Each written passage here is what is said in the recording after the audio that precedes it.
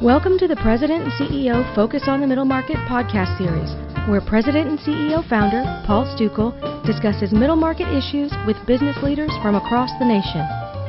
Today, Paul speaks with Jon Capriola, founder and CEO of Laser Pegs LLC, a $30 million construction toy company based in Sarasota, Florida, about the rigors of rapidly growing his company in the midst of recession, fickle consumers, and knockoffs.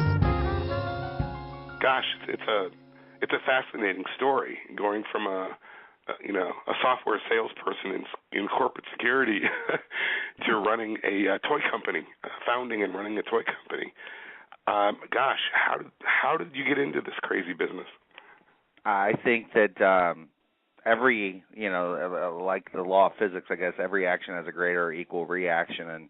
And what happens in life is, you get on a journey and you think you know what you want, and then you find yourself in some other position due to being in the first position you were in. And that's kind of what happened. Is I was at Tech Ed in San Diego. I believe it was 2002, and or it might have even been the year 2000. And I saw these necklaces that were all lit up, and when you clicked the back of them, they would light up, and then people would have, I took the test, and that means they became a MCSE, Microsoft Certified Professional.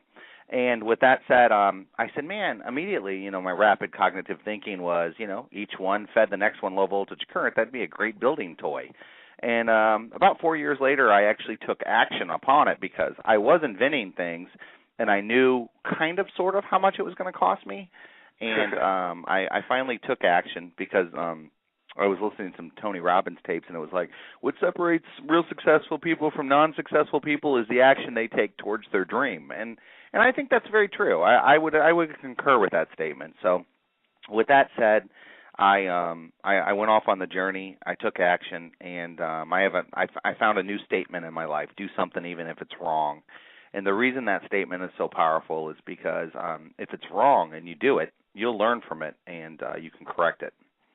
So that's what got me into the toy business. I think that's, there are other ways of putting that, but I couldn't agree with you more. I mean, sometimes doing things, it almost doesn't matter which direction you're going sometimes, as long as you have momentum. If you don't do anything, nothing's going to happen, right? Absolutely. You know that outcome. Yeah, you can always adjust your course, but you have to have movement to have a course, right?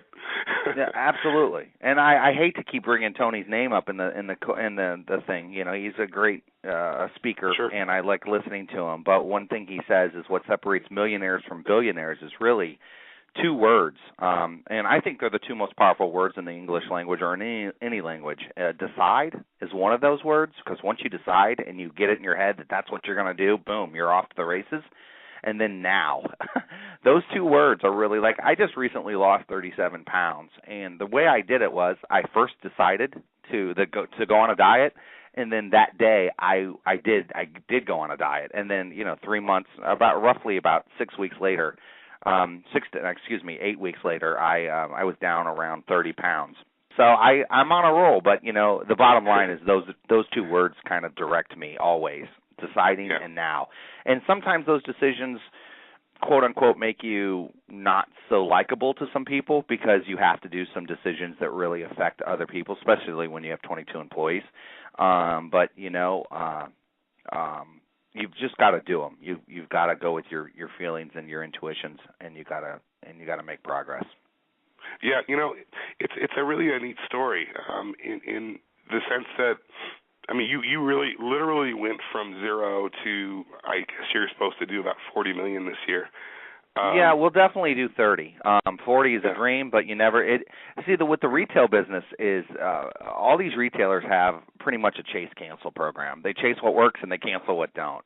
So if you get really hot in the season with, like, if you have 13 SKUs and 5 of those become really hot, most companies are looking for 2 of them or 1 of them to become really hot. Right. Or all 13 of them to become very hot, but that never happens. But if 2 or 3 become very hot, those will take. It goes back to the 80-20 principle. 80% of your sales will come from 20% of what you release, and that's very true with all toy companies out there. it's kind of like going to Vegas owning the toy company. It really is. You've got to you can test. You know, we have a product coming out now called Zippy Doos, and we've shown these to a lot of little kids to see if they like the play pattern. We've shown prototypes to them, nothing solidified yet, and they love it. They absolutely love it. We leave the room, we let the cameras run. So we have some kind of we know that it's a cool item, but once you put a package around it, once you light it, once you put it in the shelves of stores and certain areas of stores, that, again, every action has a greater or equal reaction. So those are all fundamentals that come into play that will offset or make sales explode. So I'm learning all this because I'm only 35 months old as a company. You know, another thing we're plagued with is when we're hot, when anyone's hot with any item, even songs and music and all sorts of items, people steal. And so we're dealing with a knockoff right now that we were just on CNBC. We're going to be featured on their website here soon because this toy company knocked us off, and Toys R Us decided to put in an 8-foot section of this knockoff item when we're the actual originators of the item. They're carrying 6 SKUs of ours and then 8 feet of what has knocked us off. So if they weren't in the equation, I would easily do 80 to 90 million this year in sales. But unfortunately, everyone doesn't understand that I have the patents on it, and until patents are enforced, you're kind of sitting there waiting for a judge to or in a jury trial, you know, and that you got to stick out the process with that. So you're very familiar with the legal profession right now, I'm guessing. Oh yeah, I mean, I have 2 different law firms on retainer, correct, and I constantly am dealing with that side of the business as well. Sure. You know, with this growth that you've had, basically going from what I would term a pure startup to now a middle market company, that has to be challenging. I mean, on every aspect of life, it's challenging. Correct.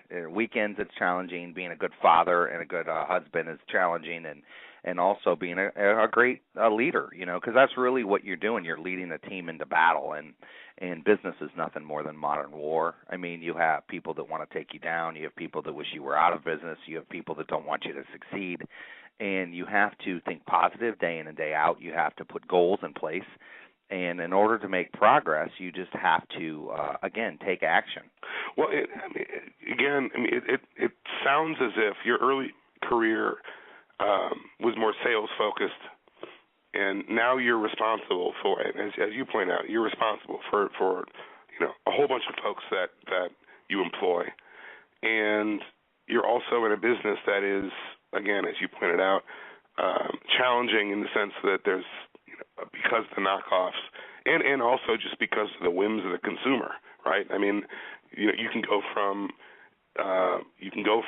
obscurity to Cabbage Patch Dolls, and then go right back. Correct. You're absolutely correct. That is the toy business. You're right. You have to stay innovative, and that's. I read a little thing on Facebook. I was watching this. Everyone posts these little pictures and stuff, and one of the pictures said, when someone copies you, innovate. And I love that. I was like, you know what, I'm going to show this guy, not in federal court. I mean, in federal court, that's a given. I'm going to win. Once I get my heyday in court and in front of a jury, I'm going to win that one hands down. But that's not really beating him. Beating him is showing innovation after innovation after innovation. It's really what separates rock stars from superstars. I mean, right. A rock star, you can hear a good tune and be like, oh, this is a great tune, what a cool band, and then never hear them again. Superstars, like the Rolling Stones, they can just continue to release things and release things and release things, and you always hear them. And 60 years later, where they're on the, I hate to say it, it's kind of like a comedy, but they're on the stage in wheelchairs, they're still rocking out because they are superstars. And that's really the difference. And when I lead my team into battle, quote unquote, I'm like, you got to ask yourself every day when you wake up, do you want to be a rock star at the company or do you want to be a superstar? Superstars show up day in, day out, and they give unbelievable concerts, and it's hit after hit after hit. And that's what we're doing with the Zippy-Doo and the Sidekicks and some new stuff that we're bringing to the market. I mean, we were the first, regardless of patent infringement or non-patent infringement, we were the first in the lighted construction industry. And that's huge. That's a quarter of the entire toy industry is construction toy sets. For every 4 toys sold, one's a construction toy, and we lit it up. We were the first. All right, so what I say to my team is this. We're the first to do that. We aren't going to be the first to do other things. I mean, that's who we are. So now that we've laid that foundation on, it's easy to get success on top of success because we already know who we are. We're the innovators. You know, when you go up to bat and you're playing baseball and you average, 486, you know you're going to knock the ball out of the park. You know for the most time you're either going to strike out or you're going to knock the ball out of the park. Those are the only 2 options that's really going to happen. And that's really true with business. I mean, once you finally find out who you are and you have that confidence, it can lead you into a lot of different unknowns, and it can lead you into a lot of successes. Let's go back to let's talk about one of my favorite directors of all time, Quentin Tarantino. I mean, he got on a roll. Reservoir Dogs, then Pulp Fiction, then he wrote a couple others, and it was just hit after hit after hit. And then Kill Bill, Volume 1 and 2. And how many times has he had a downer that it hasn't produced $100 million for him? Not too often. I mean, anything he touches pretty much turns to gold. And the reason is he takes it very serious. He puts love, heart, and his passion into directing, and he has found out who he is. And now that he knows when he goes to write the next movie, I'm Quentin Tarantino, I know it. And people say, oh, you got a huge ego. No, it's not ego, it's confidence. And there's a big fine line between ego and confidence. You ever look over next to you and you see the guy in the Ferrari and the curly hair, sun in his eyes, and the top's down, and people are like, oh, he inherited it, or he looks very confident. He looks confident because that's the way he lives his life, and that's why he's in a Ferrari. A lot of people don't get that. A lot of people think, oh, he inherited it, or he's just an egomaniac. That's not always the case. I've met a lot of people in Ferraris, and you'll find that they just walk with a swagger. They walk with confidence. And that confidence leads them into, if I have no confidence and I meet with the Walmart buyer, or if I meet with the Target buyer, or if I meet with the Toys R Us buyer, or whoever, and I don't I just sit back and let them roll over me, you're not going to be in business long. I hate to say it. You're just not. You have to walk in there with some confidence and know that you've got grounds to where you want to be and where you're going. And that's again what we bring to the table as well. Me and my team, or excuse me, my team and I. so. No, it's interesting. Given the growth that you've had and the challenges that come with that, how did you build your team? I mean, obviously, the fact that you call it your team is a good thing. It's not it's nobody works for me. They work with me. Actually, if they even say they work for me, they can go home. I don't have time for that. We have to have a common goal, and that common goal we both have to win and work towards. It's kind of like a modern war, right? If you have a guy next to you and you're in a hole, a foxhole, you guys need to get out together and run together. You're a team. And teams win championships, and that's how you have to run a company. In this day and age, if you don't run a company like that, you might as well just get your one-hit wonder, make some money, pocket it, and go on to the next thing. I'm trying to build a long-term brand. I'm building a long-term brand. 35 months ago, I was in a little garage, 8x8. Now I own 2 huge warehouses, 29,000 square foot. I own the lot next door. And I have a group of 22 individuals who I think are one of the most profound individuals I've ever worked with. I feed off them, they feed off me, and it's not easy, and sometimes it's not happy. We try to make it a lot of fun. I think that whatever producer calls us for a reality show, we would give any other reality show a run for their money because it can get kind of crazy around here sometimes. But that's just growth, That's what happens when you're growing and you have pressure. And my team extends around the world. I have a group of 7 individuals in India doing the iPad app for us that we have out. And then I have an entire huge team, Blue Box, out in China doing all the manufacturing and Petito Toys. I have two different factories, actually, doing all the factory work, which they work extremely hard, and it's just mind-blowing. Well, I mean, given the geographical spread of your team, how do you deal with that? I mean, how do you keep in contact with those folks? I mean, how do you You know what I mean? There's that's a great one question. model that says everything is in one central place, and there's another model that says, hell, anywhere in the world, you're part of the team. But that brings challenges of its own. I mean, how do you deal with that?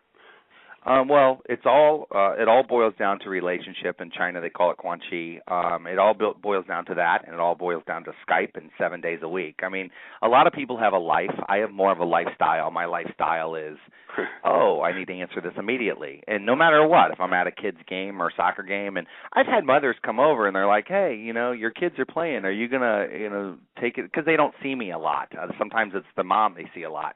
And it's like, look, I have a choice. Do I try to run an empire and grow this thing into an amazing brand and affect all these kids' lives playing with our open-ended toy product, or do I watch my kids' game intuitively and then answer my calls later?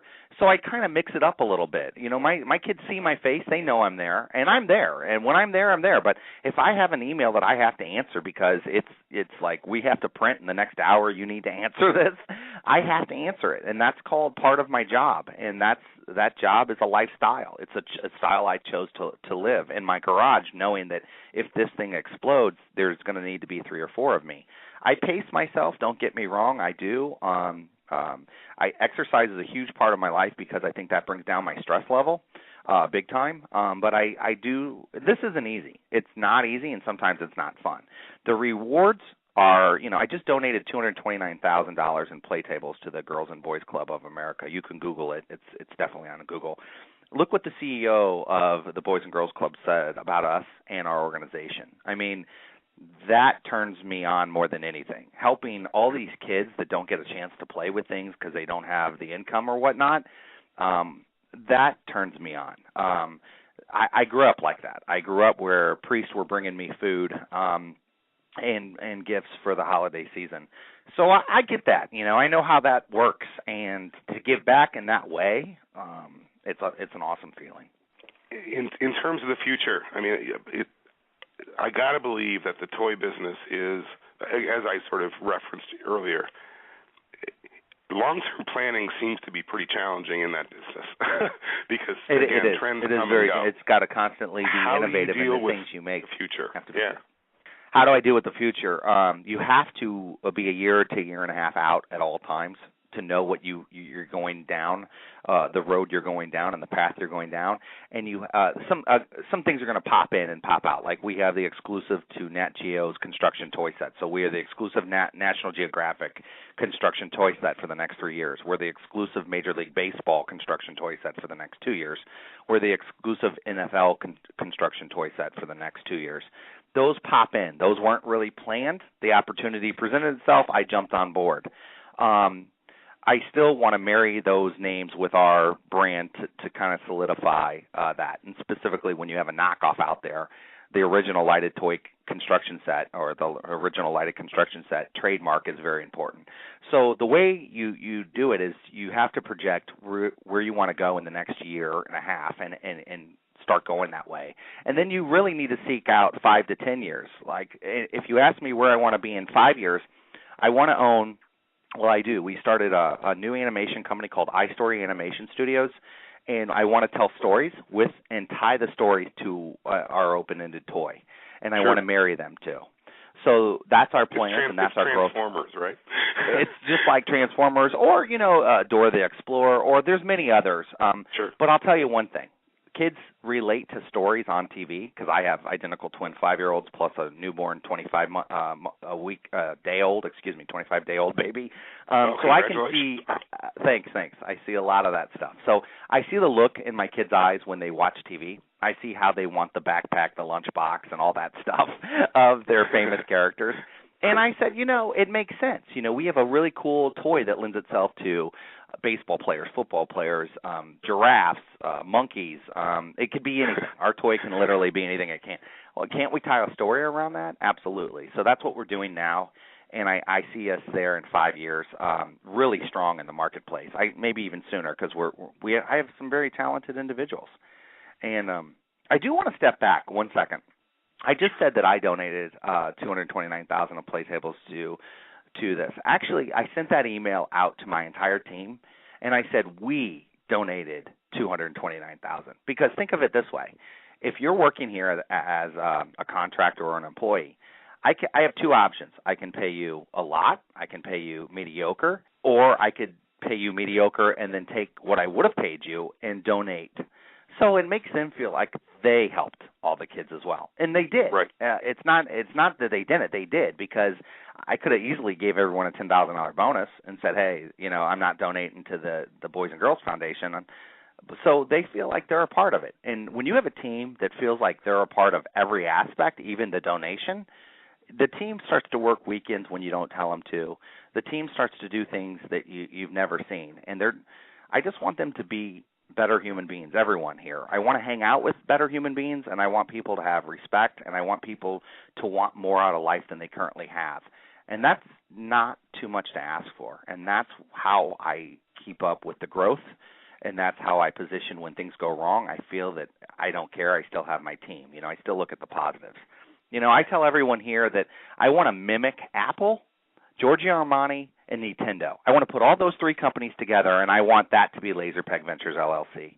And those are three weird companies to put together. But when you do, and you put those three companies together, that's really what LaserPegs is. And that's what our brand is becoming. Given where you're at, there are other folks in your shoes, who've built a company, and they're at that sort of $30-40 million range. So they've sort of morphed from a true startup to now more of a middle market company, a sort of solid middle market company. What advice do you have for those folks? Based on your experiences, what advice do you have for them? I think the advice I give two advice. First advice would be, success begets success. What got you to become a $30 to $40 million company? That's what's going to take you to the next level. You have to realize that you've got to remember what got you to the $30 and $40 million mark. That's that passion and that drive is going to take you beyond that. And then lastly, I think that whoever you're selling to, or ever your customers, to get you to that level, they have to come first. We have a no questions asked policy. We care about if our customers say, hey, this brick doesn't light up, or hey, you shorted us 2 pieces in this kit, because we can't control China and what they do all the time.